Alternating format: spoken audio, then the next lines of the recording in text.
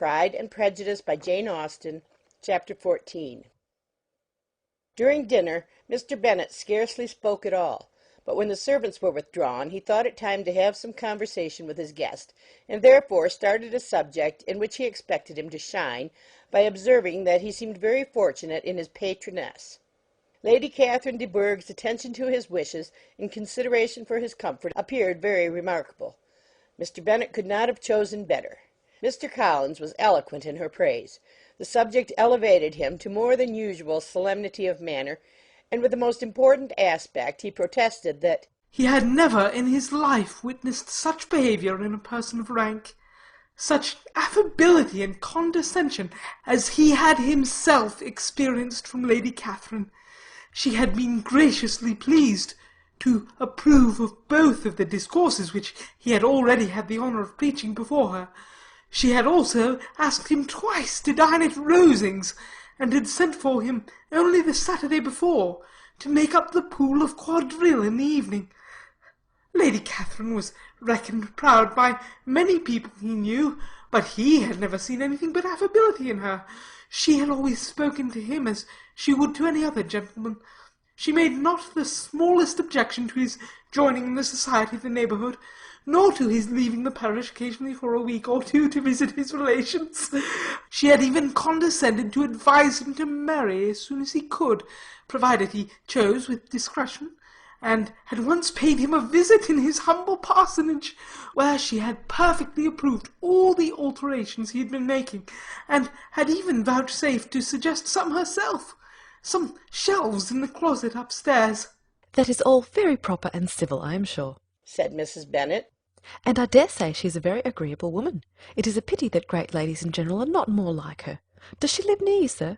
"The garden in which stands my humble abode is separated only by a lane from Rosings Park, her ladyship's residence." "I think you said she was a widow, sir? Has she any family?" "She has only one daughter, the heiress of Rosings, and a very extensive property." "Ah," said Mrs. Bennet, shaking her head. "then she is better off than many girls. And what sort of a young lady is she? Is she handsome?" "She is a most charming young lady indeed.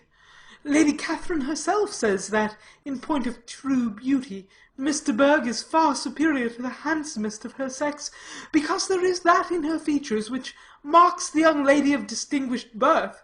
She is unfortunately of a sickly constitution, which has prevented her from making that progress in many accomplishments which she could not have otherwise failed of, as I am informed by the lady who superintended her education, and who still resides with them. But she is perfectly amiable, and often condescends to drive by my humble abode in her little phaeton and ponies." "Has she been presented? I do not remember her name among the ladies at court." "Her indifferent state of health unhappily prevents her being in town, and by that means, as I told Lady Catherine one day, has deprived the British court of its brightest ornaments. Her ladyship seemed pleased with the idea, and you may imagine that I am happy on every occasion to offer those little delicate compliments which are always acceptable to ladies.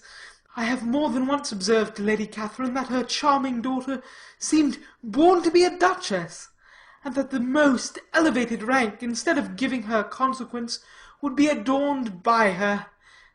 These are the kind of little things which please her ladyship, and it is a sort of attention which I conceive myself peculiarly bound to pay." "You judge very properly," said Mr. Bennet. "and it is happy for you that you possess the talent of flattering with delicacy. May I ask whether these pleasing attentions proceed from the impulse of the moment, or are the result of previous study?"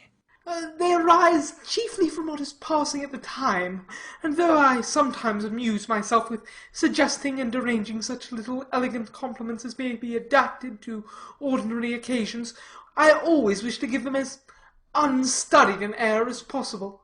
Mr. Bennet's expectations were fully answered. His cousin was as absurd as he had hoped, and he listened to him with the keenest enjoyment, maintaining at the same time the most resolute composure of countenance, and, except in an occasional glance at Elizabeth, requiring no partner in his pleasure. By tea-time, however, the dose had been enough, and Mr. Bennet was glad to take his guest into the drawing-room again, and when tea was over, glad to invite him to read aloud to the ladies. Mr. Collins readily assented, and a book was produced. But on beholding it, for everything announced it to be from a circulating library, he started back, and begging pardon, protested that he never read novels. Kitty stared at him, and Lydia exclaimed. Other books were produced, and after some deliberation he chose Fordyce's Sermons.